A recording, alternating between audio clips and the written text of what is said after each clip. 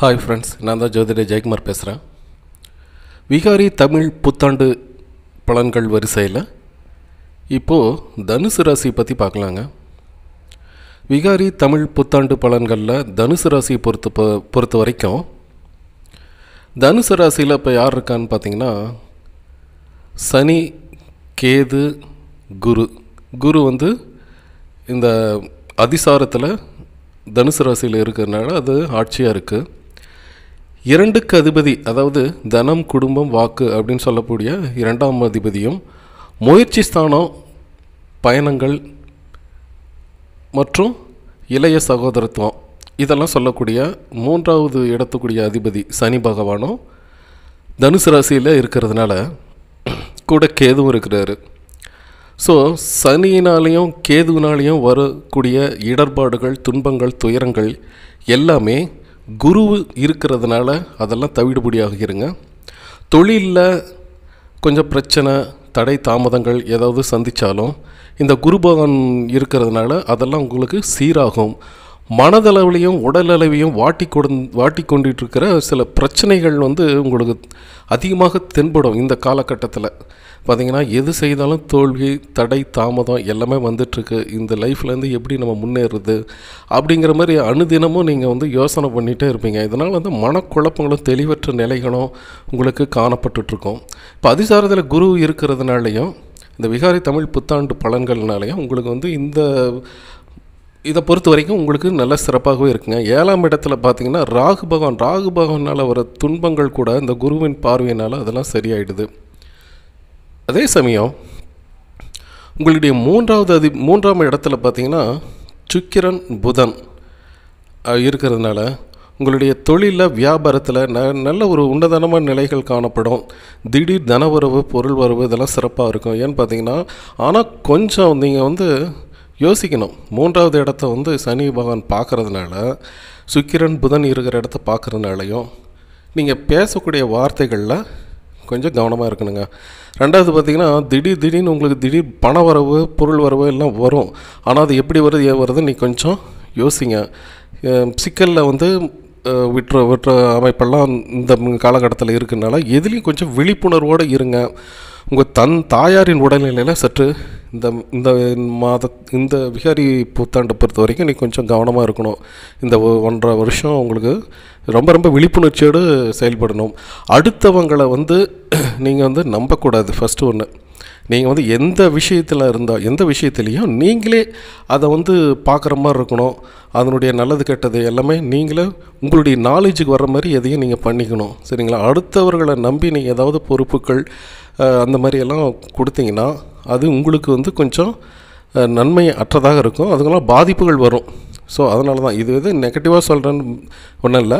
இது வந்து வர்றதுக்கு முன்னாடி நம்ம வந்து தற்காத்துக்கிறதா. தனுசு ராசியை பொறுத்த வரைக்கும் ராசிலேயே குரு இருந்தாலும் உங்களுக்கு வந்து மனதில் வந்து தெளிவான நிலைமையெல்லாம் காட்டுவார். சனி, கேதுனால கொஞ்சம் பிரச்சனைகள் இருந்தாலும் அதெல்லாம் போகக்கூடாது, இந்த வழியில் போனால் நேர்வழி அப்படின்னு உங்களுக்கு எண்ணங்களை உருவாக்குவார். ஸோ அது நீங்கள் பண்ணிக்கிறது உங்கள் கையில் தானே இருக்குது. கோள்கள் வந்து சந்தர்ப்பத்தையும் சாதகத்தன்மையும் காட்டும். அதை நம்ம வந்து பக்குவமாக நம்ம நடைமுறையில் அது ஏற்றுக்கிறதுனால தான் நமக்கு நன்மைகள் கிடைக்கிறதெல்லாம் இருக்குது. ஸோ அதை நீங்கள் கொஞ்சம் பார்த்துங்க. அடுத்தது பார்த்திங்கன்னா பாக்கியாதிபதி அப்படின்னு சொல்ல சூரிய பகவான் இந்த மாதத்தில் பார்த்திங்கன்னா உங்களுக்கு 5ஆம் இடத்துல உச்சமாக இருக்கிறாரு. ஸோ பூர்வ புண்ணிய ஸ்தானம் இதில் வந்து குருவின் பார்வை படுறதுனால உங்கள் குலதெய்வம், இஷ்ட தெய்வம் இதெல்லாம் வந்து இந்த காலகட்டத்தில் நீங்கள் அதிகமாக ப்ரே பண்ணிங்க, வேண்டுதலை வச்சுங்க, பரிகாரங்களை செய்யுங்க. அதனால் வந்து உங்களுக்கு நல்லது தன்மைகள் கிடைக்க போகுது. தந்தையால் ஒரு நல்ல ஒரு அனுகூலங்கள்லாம் கிடைக்கும். இருந்தாலும் உங்களுக்கு வந்து அதில் வந்து சில தடை தாமதங்கள்லாம் இருக்கும். அதுக்காக தான் நீங்கள் வந்து கோயில் வழிபாடு, குலதெய்வ வழிபாடு இதெல்லாம் நீங்கள் பண்ணிக்கிறது நல்லது. குழந்தைகள் மேலே உங்களுக்கு நல்ல ஒரு மன மகிழ்ச்சியெல்லாம் ஏற்படும். குழந்தைகள் புத்துறதுனால உங்களுக்கு சந்தோஷமாகலாம் அதிகமாக கிடைக்கும். அவர்களுக்கு கல்வியில் நல்ல ஒரு ஏற்றமாக சூழ்நிலையெல்லாம் இந்த காலகட்டத்தில் நிலவுதுங்க. அதே போல் நீங்கள் இந்த காலகட்டத்தில் வந்து குறிப்பாக 5ஆம் இடம் என்ன சொல்லுதுன்னு பார்த்தீங்கன்னா பூர்வ புண்ணிய ஸ்தானம்னு சொல்கிறது. பூர்வ புண்ணிய ஸ்தானம் உங்களுடைய நல்வினை, தீவினைகளை போன ஜென்மத்தில் நீங்கள் பண்ண ஒரு நல்ல வினைகள் அதன் மூலிமா இந்த டைமில் வந்து உங்களுக்கு நல்ல அனுகூலமான சந்தோஷமான, சமாதானமான, அன்பான ஒரு நிகழ்வுகள்லாம் நடக்கக்கூடிய சான்சஸ்லாம் அதிகமாகவே இருக்குங்க. ஸோ காதல் திருமணம் அப்படிங்கிறது பார்த்திங்கன்னா இந்த காலகட்டத்தில் கொஞ்சம் தடை தான். அதாவது லவ் பண்ணுறவங்களே கல்யாணம் பண்ணணும் அப்படிங்கிற மாதிரி நினச்சிட்டு இருந்தவங்களுக்கு கொஞ்சம் பிரேக் இருக்குது. ஸோ அதை நீங்கள் கவனமாக பார்த்துங்க. இதெல்லாம் பார்த்திங்கன்னா பொதுவான பலன்கள் தான், சரிங்களா? இப்போ வந்து பார்த்திங்கன்னா 5 6வது இடத்துல வந்து செவ்வாய் பகவான் இருக்குது. செவ்வாய் பகவான் வந்து உங்களுக்கு வந்து 6ஆம் இடத்துல கடன் நோய் எதிரிகள்லாம் விலகுவாங்க. ஸோ நீண்ட நாள் கடன் வந்து எதிர்பார்த்துட்ருக்குறீங்க, ஒரு பேங்க் லோனு அது இது ஏதோ எதிர்பார்த்துருந்தால் கூட உங்களுக்கு அதெல்லாம் கிடைக்கிற தன்மைகள்லாம் இருக்குது. நீண்ட நாள் கடன்கள் வந்து அகலக்கூடிய தன்மைகளும் இந்த விகாரி புத்தாண்டில் அதிகமாக இருக்குங்க. அதாவது இந்த விகாரி புத்தாண்டே உங்களுக்கு தனுசு ராசியை பொறுத்த வரைக்கும் சந்திராஷ்டமம். ஏன்னா பார்த்தீங்கன்னா உங்களுக்கு 8ஆம் இடத்துல சந்திரன் இருக்கிறதுனால இது சந்திராஷ்டம தினத்தன்று விகாரி புத்தாண்டு வருதா அப்படிங்கிற மாதிரி மன சஞ்சலமெல்லாம் பட வேண்டாம். திடீர் அதிர்ஷ்ட வாய்ப்புகள்லாம் உங்களுக்கு அதிகமாக இருக்குங்க, சரிங்களா? அதே சமயம் 7ஆம் இடத்துல ராகு பகவான் இருக்கிறதுனால தொழில் கூட்டாளிகளிடமும் நீங்கள் கொஞ்சம் எச்சரிக்கை உணர்வோடு இருக்கணுங்க. லாபங்கள் எல்லாம் வரும், தடைப்பட்ட லாபங்கள் இருந்தாலும் அது சரமாரியாக வந்துட்டுருக்கோம். நாளைக்கு என்ன பண்ணணும், கையில் காசு இல்லை அப்படின்னு யோசிச்சுட்ருக்குறவங்க திடீர் அதிர்ஷ்ட வாய்ப்புகள்லாம் நிறையவே வரக்கூடிய சான்சஸ்லாம் இருக்குது. அதெல்லாம் சரியான வழிகளில் வருதா அப்படின்னு ஒரு தடவை செக் பண்ணி பார்த்துங்க. ஏன்னா நீங்கள் சரியான பாதையில் போயிட்டுருப்பீங்க, உங்கள் கூட இருக்கிற கூட்டாளிகள் வந்து ஏதாவது ஒரு ப்ராப்ளத்தில் சிக்கல் அந்த மாதிரி எல்லாம் கொண்டு வர சான்சஸ் இருக்குனால அதெல்லாம் நேரடி பார்வையில் நீங்கள் எதுவாக இருந்தாலும் டைரெக்டாக நீங்கள் அப்ரோச் பண்ணுங்கள். எந்த ஒரு பிஸ்னஸ் டீலிங்காக இருந்தாலும் சரி, வேலையாகட்டும், நீங்கள் வந்து இண்டிவிஜுவல் ஒர்க்கு அதிகமாக இருக்கணுங்க. நீங்கள் இண்டிவிஜுவலாக பார்த்து முடிவெடுக்கிறது சிறப்பானதாக இருக்கும். அதே சமயம் கணவன் மனைவி அப்படிங்கும் போது பார்த்திங்கன்னா இந்த காலகட்டத்தில் வந்து கொஞ்சம் ப்ராப்ளமாக தான் இருக்குது. ஏன் இந்த வந்து தனுசு ராசியை பொறுத்த வரைக்கும் ப்ராப்ளம் அப்படி நெகட்டிவாக சொல்கிறேன்னு பார்த்தீங்கன்னா உங்களுக்கு கோள்களின் அமைப்பு அப்படி தான் இருக்குது. இது வந்து பொதுவான பலன்கள் தான், சரிங்களா? எதுவாக இருந்தாலும் உங்களுக்கு குரு வந்து உங்கள் ராசியிலே இருக்கிறதுனால அந்த ப்ராப்ளம் எவ்வளோ பெரிய மழை போல் துன்பங்கள் வந்தாலும் பனி போல் விலகிவிடும் அப்படிங்கிற தன்மைக்கு ஏற்ப நீங்கள் எந்த பிரச்சனை இருந்தாலும் உங்களுக்கு காட்டி கொடுத்துருங்க. வருமுன் காக்கிறது மாதிரி நீங்கள் வந்து அந்த பிரச்சனையிலேருந்து விளைவிக்கிறது வந்து உங்களுடைய கையில் தான் இருக்குது. கோள்கள் வந்து சந்தர்ப்பங்களை கொண்டு வரும், அதை வந்து நம்ம வந்து சாதகமாக பயன்படுத்தி நம்மளுடைய கையில் தான் இருக்குது. அது குடும்பத்தில் பார்த்திங்கன்னா சில வேண்டாத நிகழ்வுகள் பிரச்சனை இது மாதிரி உருவாகிற தன்மைகள்லாம் இந்த காலகட்டத்தில் இருக்கிறதுனால நீங்கள் எதுலேயும் வந்து ரொம்ப டீப்பாக அனலைஸ் பண்ணி பேச்சுவார்த்தை நடத்தி நம்ம பேச்சிலையும் ஒரு கவனமாக இருக்கணும். தெரியாத 1-2 வார்த்தைகளை நம்ம விட்டுறக்கூடாது. அதாவது இந்த தமிழ் புத்தாண்டு பிறக்கிறது வரைக்கும் வந்து நல்லா போயிட்டுருக்கிற மாதிரி இருக்கும். அது கணவன் மனைவிலாம் அன்பாக இருப்பாங்க. ஆனால் இதுக்கு பின்னாடி கோள்களின் மாற்றங்கள் இந்த ராகுபவன் அங்கே வர்றதுனாலையும் கொஞ்சம் கணவன் மனைவிக்குள்ளேயே கொஞ்சம் ப்ராப்ளம்ஸ் இருக்குது. விட்டு கொடுத்து போக மாட்டாங்க, நான் பெரியவன் நீ பெரியவங்களா அப்படின்னு ஒரு ஈக தன்மைகள்லாம் இந்த காலகட்டத்தில் வரும்.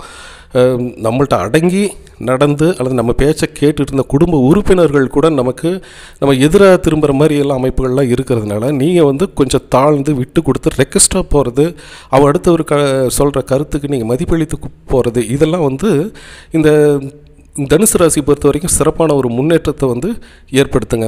அதே மாதிரி 8ஆம் இடத்துல வந்து சந்திர பகவான் இருக்கிறதுனால ஒன்றும் ப்ராப்ளம் இல்லை, அதனால் வந்து எந்த இதுவும் கிடையாது. ஆனால் மனதளவில் கொஞ்சம் சிக்கல், தெளிவற்ற நிலை, என்ன முடிவு பண்ணுறது அப்படின்னு முடிவெடுக்க முடியாத ஒரு தடுமாற்றங்கள்லாம் இருக்கும். அப்போ வந்து உங்களை பெற்றோர்களின் ஆலோசனை நீங்கள் கேளுங்க. அதேமாரி கோயிலுக்கு போயிட்டு குலதெய்வம், இஷ்ட தெய்வம் அல்லது நீங்கள் விரும்பிய என்ன கடவுளை நீங்கள் ப்ரே பண்ணுறீங்களோ அந்த கடவுள்கிட்ட போய் மனதுருகி பிரார்த்தனை பண்ணுங்கள். அதுக்கு பின்னாடி நீங்கள் சில முடிவுகள்லாம் எடுத்துக்கலாம். அதே சமயம் உங்களுடைய குருமார்கள், அதாவது உங்கள் சொல்லிக் கொடுக்குற வாத்தியார், உயர் அதிகாரிகள், இவங்கள்ட்டையெல்லாம் வந்து கொஞ்சம் கவனமான போக்கை கையாள்வது நல்லது. நீங்கள் வந்து உங்களுடைய ஒர்க்கில் கரெக்டாக தான் இருப்பீங்க, ஆனால் வேண்டாத சிலர் உங்கள் கூடையே இருந்துக்கிட்டு உங்களை பற்றி வேண்டாத இல்லாத இதெல்லாம் சொல்கிற மாதிரி ஒரு அமைப்பு இருக்கிறதுனால நீங்கள் இருக்கிறவங்கள்ட்ட நீங்கள் அட்ஜஸ்ட் பண்ணி போயிடுங்க. உங்கள் கூட ஒர்க் பண்ணுற கொலீக்ஸ் ஆகட்டும், உங்கள் கூட்டாளிகள், அவங்கள்ட்டையெல்லாம் நீங்கள் வந்து கொஞ்சம் இணக்கமான போக்கு, எல்லா கடிவாளமும் உங்கள் கூட வச்சுக்கிட்டு அவங்கள்ட்ட வந்து மென்மையான போக்கை நீங்கள் கடைபிடிப்பது நல்லது. ஏன்னு பார்த்தீங்கன்னா உயர் அதிகாரிகள்கிட்ட வந்து குருமார்கள்ட்டையும் நீங்கள் வந்து அது உங்கள் பேரை வந்து ரிப்பேர் பண்ணுறதுக்கு சில பேர் முயல்வாங்க. ஸோ அதுக்கெல்லாம் நீங்கள் இடம் கொடுக்காம கொஞ்சம் விட்டு கொடுத்து ஒரு ரெக்வஸ்ட்டாக தாழ்மையாக நீங்கள் போகிறது இந்த வருடத்தை பொறுவரை ரொம்ப ரொம்ப சிறப்பாக இருக்குங்க. குறிப்பாக பார்த்தீங்கன்னா நண்பர்களிடம் பார்த்தீங்கன்னா ரொம்ப ரொம்ப எச்சரிக்கையாக இருக்கணும். அவங்கக்கிட்ட வந்து நீங்கள் வேண்டாத சில பழக்க வழக்கங்கள்லாம் உங்களுக்கு கொண்டு வந்துற மாதிரி இருக்கும். அது நண்பர்களோட வெளியில் போகிறீங்க, வெளியில் பிக்னிக்கு இந்த மாதிரி சுற்றுலா அந்த மாதிரியெல்லாம் போகும் பொழுது கொஞ்சம் கவனமாக இருங்க. அவங்கள்ட்ட கொஞ்சம் விலகி இருப்பது நல்லது. அவங்க வந்து சந்தோஷமாக ஜாலியாகவும் இருப்பாங்க. ஆனால் நீங்கள் வந்து அந்த மாதிரி இருந்தால் கடைசியில் வந்து நீங்கள் தான் அதெல்லாம் பண்ணீங்க அப்படிங்கிற மாதிரி வந்துடும். ஸோ அவங்கள்ட்டெல்லாம் பழகும்போது கொஞ்சம் ஜாக்கிரதையாக இருங்க. அதே மாதிரி படிக்கும் மாணவர்கள் வந்து படிப்பில் வந்து கொஞ்சம் கான்சன்ட்ரேட் பண்ணி படிக்கணும். தேவையில்லாமல் அது நண்பர்கள் அப்படின்னு சொல்கிறேன் இல்லைங்களா, பக்கத்தில் அந்த ஒரு ஜாலியான விஷயம், சினிமா அந்த மாதிரி டிவிஸ் அந்த மாதிரிக்கெல்லாம் நீங்கள் வந்து இடம் கொடுக்காமல் உங்கள் படிப்பில் கான்சன்ட்ரேட் பண்ணி படிச்சிங்கன்னா உங்களுக்கு வாழ்க்கையில் நீங்கள் என்ன நினைக்கிறீங்களோ அது உங்களுக்கு கிடைக்கக்கூடிய சாதகமான நிலைமையெல்லாம் நல்லாவே இருக்குங்க. இருந்தாலும் உங்கள் இந்த விகாரி புத்தாண்டு இதில் பார்த்தீங்கன்னா உங்களுக்கு அமைகிறதே வந்து